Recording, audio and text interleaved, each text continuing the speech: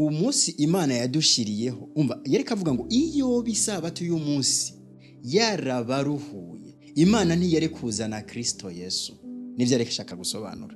Wumve hariho amajambo ngaha kandi yanditse duhereye ku murongo wa 4 hano nyene mu Baheburayo, kuko twebwe abizeye dushika muri ubwo buruhukiro nkuko yavuze iti nkuko narahiranye uburake bwanje ntibazoshika mu buruhukiro bwanje.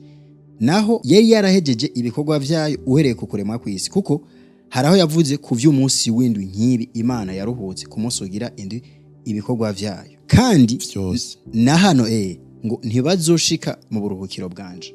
Ariko wete ni twebwe abizeye igihe cyose kubisanzwe ubutumwa bwiza bw'ubwami, kuko hari n'ubutumwa busanzwe, hari ubutumwa buguma turusha.